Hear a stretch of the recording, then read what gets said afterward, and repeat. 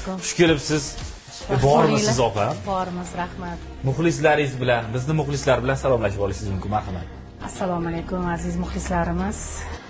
Men nima deyman, men sizlar ko'rganimdan xursandman. Taklifinglar uchun kattakon rahmat. Muxlislarimiz ayniqsa. Harakat qilyapmiz tez-tez ko'rinib turishga. Ijodni boshlaganmiz.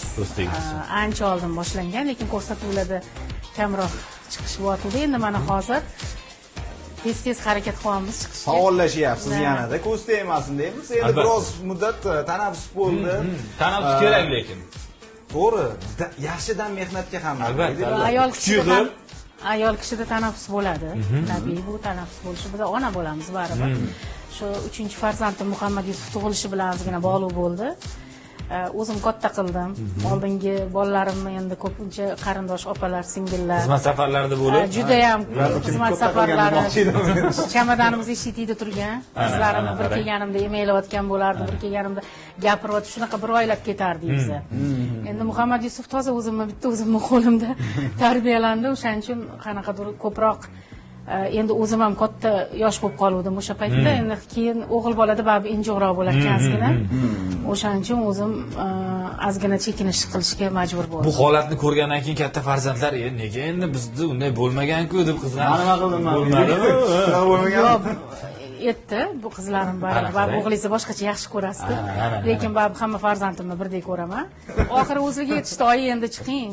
Bo'ldi, endi ukamiz ham katta bo'ldi. Bo'ldi, katta bo'ldik. Siz mayli bizni qo'yavering, o'zingiz chiqing endi deydi. Lekin hech qachon xizmat safarlaridan, to'ylardan, xalq xizmatlaridan qolmaganman. Faqat shu ozgina televideniyada uzilish bo'ldi. Endi bilasiz, ayol kishi birinchi o'rinda san'atkor ko'rinishi bilan kirib keladi-ku sahnaga baribir. Ozgina ustimda ishlashimga to'g'ri keldi. Vazn degan masalalar bor. O'shanga ozgina ishlab, sal o'zimga ishonch hosil qilganimdan keyin sekin endi chiqsam bo'lar ekan ozgina. Demak, mana shu vazn sizga yoqadi. Yo'q, hali davom etyapmiz. Hali davom etyapti. Parhezdamisiz hali? Yo'q, men juda parhez qilmayman. To'g'ri ovqatlanish, sog'lom turmush tarzi, tabiiy yo'llar bilan hammasini uddalaydilar.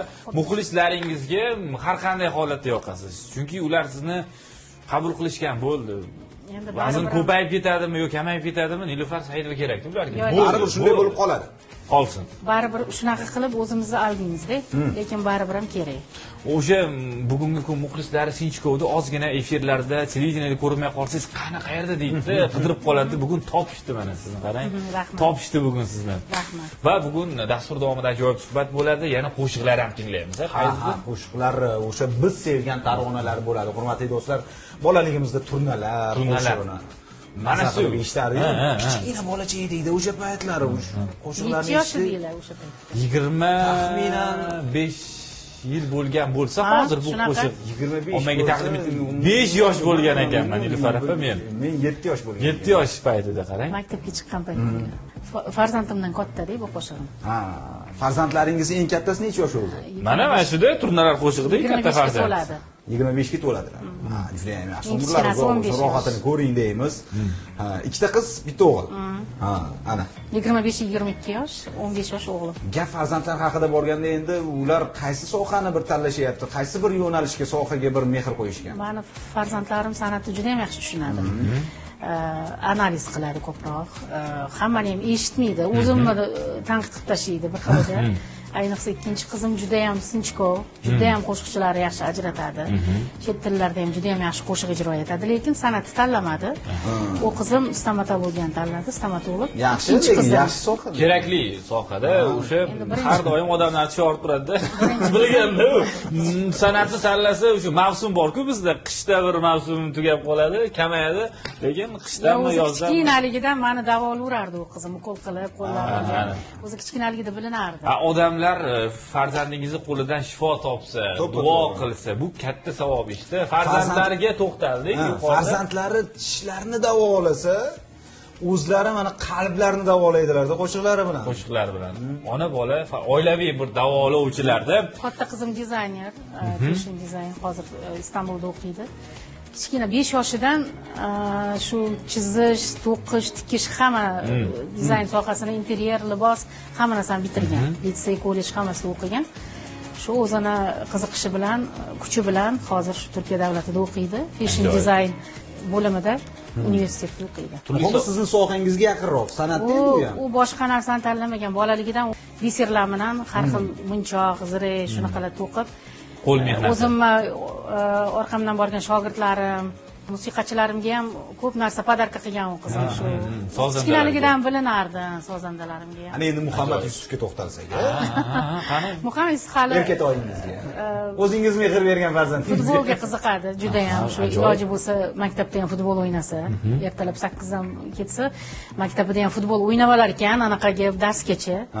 Keyin oyisidan gap eshitadi. Endi futbol o'ynagan bolani qanaqa ahvolda bo'lib ketishini tasavvur qiling. Keyin shu bilan hozir endi o'zi futbolist bo'laman deydi, lekin futbol ham bir kun o'tadi, baribir muqim bitta kasb egallashing kerak deyman. Endi shu ko'ramiz menimcha. Lekin hozircha o'sha sport bilan do'st bo'lgani yaxshi-da, chunki o'sha sog'lom rivojlanadi. Bir oilada san'atkor bor, sportchi bor, shifokor bor, rassom bor. Bo'ldi, yetadi menimcha. Hamma sohadan bor-da. Turnalar qo'shig'iga yuqorida to'xtalgandik. Shu haqida savol bermoqchiman va tomoshabinlarimizga ham qiziq bo'lsa kerak. Qo'shiq yaratilish tarixi, kimlar ishlagan qo'shiq ortida shu. Vizitniy kartochkam deyman. Har bir xonandada bo'ladi, Nilufar opa. Hozirgacha ham mana o'sha yoshimiz katta bo'lib qolsa ham turnalar kelyapti deb chaqiradi. Biz bundan xafa bo'lmaymiz.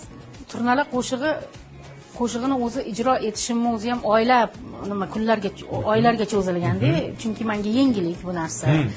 Men o'zim teatralniy Toshkent davlat san'at institutida o'qirdim o paytda. Ham turmushim bu yoqda hammasi ish qilib bitta bo'lib, mendan juda ham katta kuch talab qilingan. Hammasiga vaqt ajratish. Hattoki studiyada bir-ikki kunlab yozgan kunlarimiz ham bo'lgan, chunki juda ham baland pardalarda etilganda, qanaqadir o'sha paytlarda bilasiz, baribir yoshlikda mana opit degan narsalar kamroq bo'ladi. Tajriba kamroq bo'ladi. Men ham yosh bo'lganman, hali farzandim bo'lmagan, o'shaning uchun ozgina qiynalganman, lekin keyin buni baribir mana 25 yildan beri shuni orqasidan yomon bo'lmadiki, bitta shu qo'shiq meni qanaqa darajalarga olib chiqib ketdi. O'zi san'atga kirib kelishingiz kimlarning ijodiga bir ixlos bilan boshlangan? Bizani paytimizda kasetalar, endi bilasiz, televizorda shu chiqqan san'atkorni ko'rib olsak, ko'rib olardik. Bo'lmasam biz hozirgiga o'xshab ijtimoiy tarmoqmi yoki topishimiz juda qiyin bo'lardi. Qayergadir borib kasetasini olib kelib, kaseta endi menga olib kelib berishardi yoki adam yoki akamlar o'sha olib kelib berishardi. O'sha televideniyada ketgan paytida men darrov ruchka qog'oz olib so'zlarni yozib olardim. Bu payt O'zbekiston xalq artistlari Yulduz Usmonova, Nasiba Abdullayeva, Sayra Qoziyeva, Mavluda Asalxo'jayevalar sanoqli san'atkor ayollar bo'lganda, bizga hammasi ustoz bo'lgan. Endi shunaqa niyat qilganmiz, shularga qaniydi men ham shularni endi juda u paytda unaqa baland parvoz gaplar gapirmaysiz-ku, lekin harakat qilganman. O'sha sahnada o'zingizni ko'rasiz-da, baribir. Juda ham o'zimga o'zim konsertlar ko'p berganman uyda. Hech kim bo'lmasa ham. U har bir ijodkorda bo'ladi. O'zimga o'zim muxlislik qilib, o'zimga o'zim navbat berib, o'zimga o'zim o'rinlar berardim. Nechinchi o'rinni olgansiz? Birinchi albatta. Endi o'zingiz birinchilik bo'lmagan. Boshqalari ovozini o'xshatib 5-6 ta qiz qatnashtirardim, oxirida o'zim qatnashardim. Keyin o'shanaqa nimalar bo'lgan, baribir qiziqishlar. Endi ustozlarga mana shu hozirgi san'atimizda yurgan barcha ustozlarimizga havas qilib kirganman, barchasiga. Avvalambor adamlar rahmatli menga sababchi bo'lganlar. Shu meni bilib qolib, ruxsat berganlar. Butun maktab tadbirlarida, o'sha o'zimizning rayonimizning hamma konsertlarida, masalan, qiz bolaga chiqma deyish mumkin yoki o'ta qattiq qo'llik qilish mumkin. Ayniqsa u damlarda qattiq qarashgan. Lekin meni adam rahmatli hech qachon menga qarshilik qilmaganlar, faqat duo qilganlar. Hattoki o'sha institutga kirganimda ham mandatdan o'tganimda Zarafshonga olib borib meni rasmiy mehmon qilganlar. Zarafshonda ikkalamiz o'tirib, o'sha imkonimizni qizim endi katta hayotga, san'atga qadam qo'yyapsan. Bo'lsang zo'ri bo'lgan. Bo'lmasang boshqa sohani tashlab ketadigan bo'lsang, bu yo'lga kirmagin deganlar. Yuqorida kasetani eslab o'tdilar. O'sha menga bir jarayon yoqardi-da. Eshitib bo'lgandan keyin ruchka tiqib uni aylantirish kerak bo'ladi. Orqaga aylantirib, chaynab ketsa ham shunaqa bo'lardi. Uni chiqib ketardi, lentalarimni qaytarib qo'yib. Bu kasetalar endi qayerda hozir? Yo'q endi hozir. O'sha paytda katta magnitofonlar moda bo'lgan. O'sha adam rahmatli menga shu sharoit yaratish uchun shu magnitofonlarni ham podarka qilganlar-da. Nima kerak bo'lsa, hamma imkoniyat, shart-sharoitlar yaratib berilgan. Hozir shu muxlislaringiz turnalar haqida suhbatlashishdi, qo'shig'ini qachon eshitamiz deyishyapti Fayzda. Turnalarni bilmadim-ku, lekin Nilufar opadan hozir bir yaxshi qo'shiq eshitamiz. Turnalar degan qo'shiq. Zamonaviy yondashuv bo'lganda hozir yangicha bir bugungi kunga mos. O'sha sempllar deyshadi-ku zamonaviy tunda, mana shularni hozir eshitamiz, baho berasiz va turib raqsga ham tushamiz. Albatta. Demak, Nilufar opa sahnamizga, mo'jazini sahnamizga qarang bilan taklif etamiz. Shirinligini qarang, buni yeb qo'yish yo'q faqat. Sahnamizni qara marhamat. Qo'shiqni tinglab, orom olamiz, mazza qilib kayfiyatni ko'taramiz.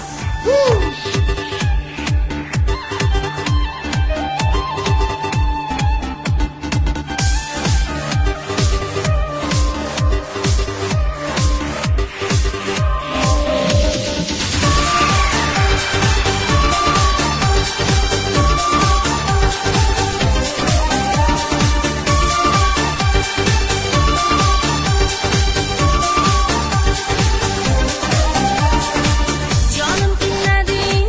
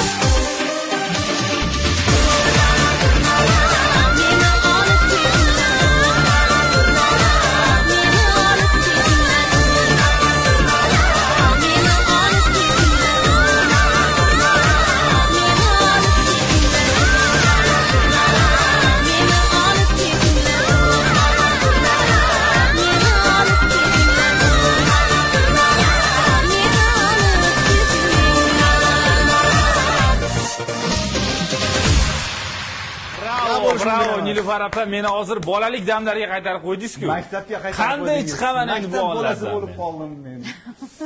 Gap bo'lsin emas, o'tiring, lekin zamonaviy yondashuv ham ajoyib chiqdi, Fayzda. Ha, yangicha talqinda, demak. Bugungi kun tinglovchilari maza qilib tinglaydi-da. Mana albatta. Va suhbatga qaytamiz. Nima uchun bu yo'nalish yangi zamonaviy talqinda qildingiz? O'zi ham yaxshi edi, lekin.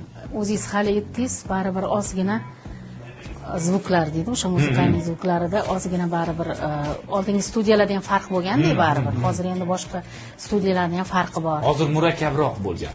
Nima deydi, texnika ham rivojlangan baribir. o'sha biza hozirgi apparatlarda to'ylarda foydalanganimizda qo'yganimizda farqi juda ham katta bilinib qoldi.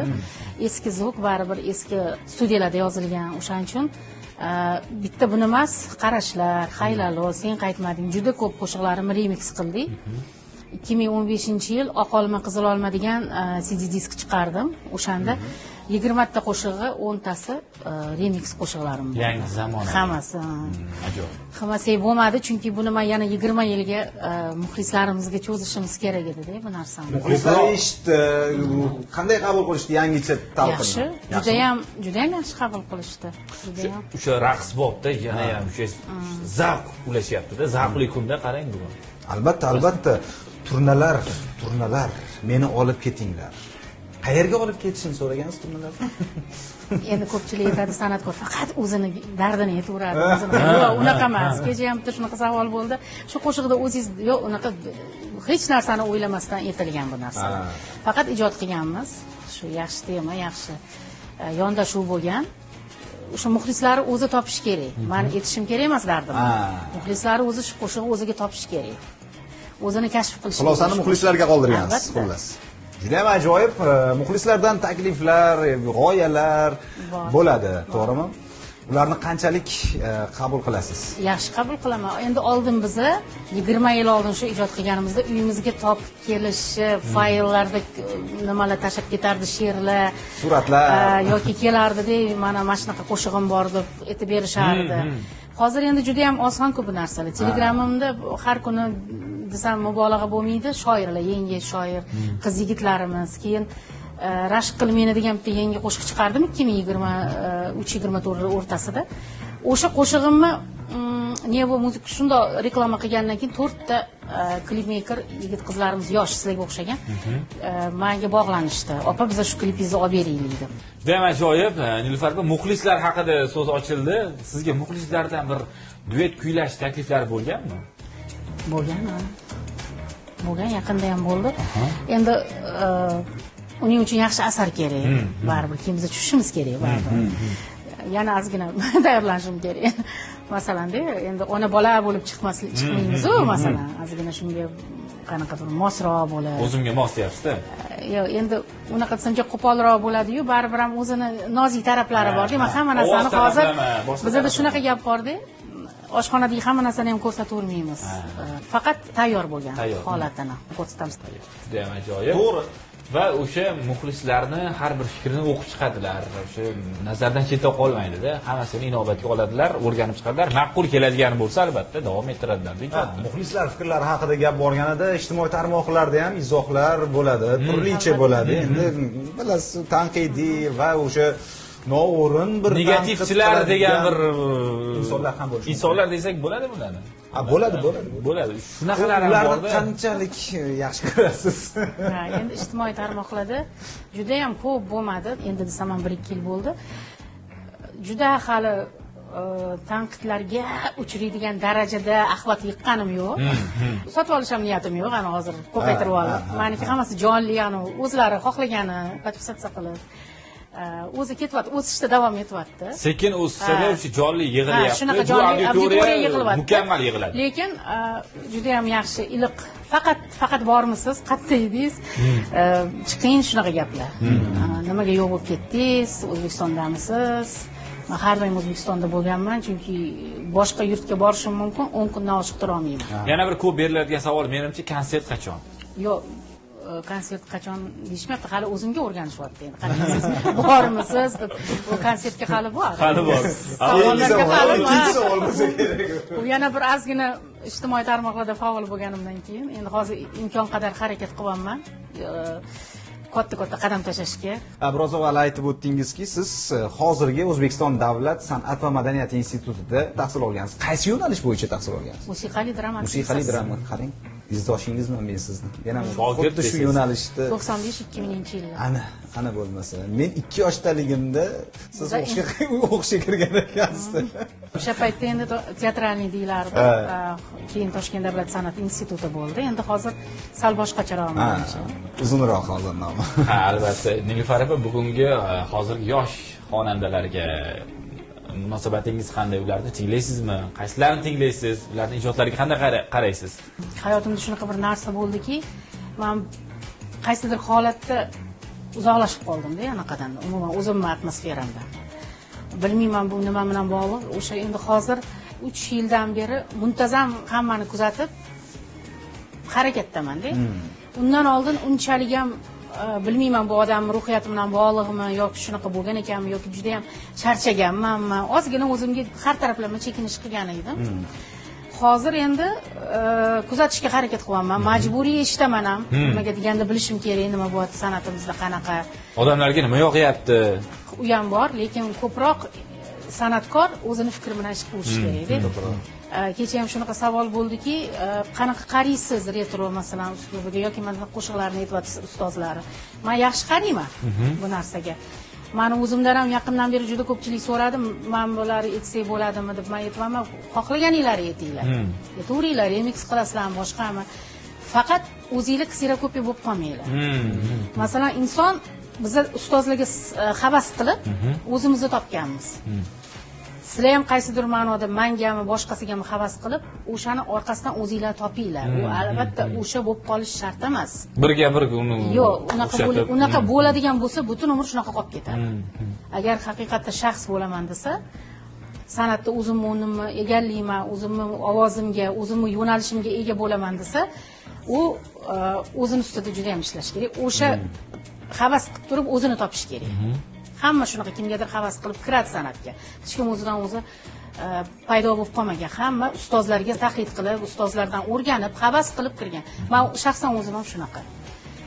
Ovoz ham shunaqa, sekin-sekin kimgadir o'xshatib etishga harakat qilasizki, o'zingiznikini topasiz. Xuddi o'z yo'lini topadi baribir. O'shanaqa bo'lish kerak. Men juda ham yaxshi qarayman, hozir yoshlarimiz juda ham faol. Menga nimasi yoqadiki, nimanidir so'ramoqchi bo'lsangiz, masalan, kulmasdan javob beradi. Masalan, men o'zim ham ko'pincha uyalmasdan hammadan so'raveraman. Masalan, men mana qilsam, men qo'yib olsam qanaqa bo'ladi? Meni eshitib ko'ring. Yoki studiyada bir narsa yozayotgan bo'lsam, boshqa yosh san'atkor koridorda o'tirgan bo'lsa yoki boshqa xonada o'tirgan bo'lsa, men bemalol chiqaman-da, yuring, meni bitta narsamni eshitib. Fikr almashib, tajriba almashib. Masalan, men sendan oldin chiqqanman, voy, degan narsa menda yo'q. Eng kerak narsa. Yuring, men bitta eshitib ko'ring. Men anchadan beri studiyada yozmagan edim. Qanaqa sizga ta'sir qilyapti? Shu qo'shiq qanaqa chiqibdi deb so'rayman bemalol. Fikrini olaman. Endi shu. San'at shunday bir maydonki, u yerda o'sha uzluksiz ijod qilib ko'rinish berib turmasangiz, insonlar unutishni boshlashadi-da. Orada tanaffus bo'ldi va hozir yana san'atdasiz, ijod qilyapsiz, muxlislarga yangi taronalarni taqdim etishda izlanyapsiz. Va yana qancha muddatdan keyin konsert dasturini o'sha muxlislaringizga taqdim qilish niyatingiz bor? Men agar Alloh xohlasa, avvalambor sog'lig'im ko'tarsa, hamma yo'tinchi bo'lib tursa, shu uzoqqa cho'zilmaydi, 1-2 yilda harakat qilaman. Chunki meni konsertning birinchi blokiga yetarli darajada bazam bor. Bu albatta meni oldingi qilgan ijodim bo'lishi kerak. Va ikkinchisi shu hozirgi zamonaviy yondashib yangi bosqichga o'tamiz. Yangi bosqichga o'tamiz. Ha, ko'pchilik san'atkorlarga beradigan savolim bor-da. Hozirgi kunda o'sha retro yo'nalishida ijod qilishyapti, o'sha tomoshabinga ergashish ma'nosida. Lekin siz ijodga qaytganingizdan keyin unday yo'l tutmadingiz. Bunga sabab nima? San'atkor tomoshabinga ergashish kerakmi, tomoshabin san'atkorga ergashish kerakmi? San'atkor yetakchi bo'lishi kerak. Yetakchi bo'lishi kerak. Bizda ayrim hollarda aksi bo'lyapti-da. Endi hozir san'at bilan shovni adashtirib qo'yish kerakmiz. Masalan, marketing boshqa narsa-da. U agar birinchi o'ringa pulni qo'yib, mashina orqasidan pul topaman, shu menga juda katta daromad olib keladi desangiz, u san'atda yo'q bo'lasiz. Uzoqqa cho'zilmaydi. Uni san'at deysham menimcha biroz. Aytayapman, yaxshi qilingan ijod va muxlisi bo'ladi. Siz yetakchilik qilishingiz kerak baribir. Men hech qachon shu narsani o'ylamaganman. Men buni muxlislar mana buni eshityapti, hozirgi masalan hit tarona. Men aynan shunaqa qilaman, meni ham eshitib, yo'q, men o'sha narsaga hattoki o'ylab ham ko'rmagan ekanman. Hozir endi o'yladim, sizlar savol berganingizdan keyin. Menimcha bu sal noto'g'ri. Nilufar opa, tashakkur mazmunli suhbat uchun va o'sha turnalar taronasi uchun alohida rahmat aytmoqchiman. Siz bilan suhbatimiz mana shu joyda yakunlanyapti va tomoshabinlarimizga, muxlislaringizga aytar tilaklar bo'lsa, yangiliklar bo'lsa aytishingiz mumkin. Marhamat. Endi tomoshabinlarimizga nima deyman, faqat xonadonligiga tinchlik, xotirjamlik tilayman, xursandchiliklar tilayman, sihat salomatlik eng keraklisi. Hamma o'ylagan yaxshi niyatlariga yetib yursin. Biza joni dilimiz bilan sizlar uchun har doim shunaqa yangiliklar, yaxshi qo'shiqlar yaratish bilan ovora bo'laveraylik. Ayollarimizga yoqadigan ajoyib bir qo'shiqlar bor, bilasizmi? Rashk qil meni. Yangi qo'shiq. Yangi. Mana shuni eshitamizda, suhbatga yakun yasaymiz. Maylimi, Nilufar opa, qani marhamat, yana mana shu shiringina sahnamiz uchun muntazir eshitib, maza qilib tinglaymiz do'stlar, ketdik. Marhamat.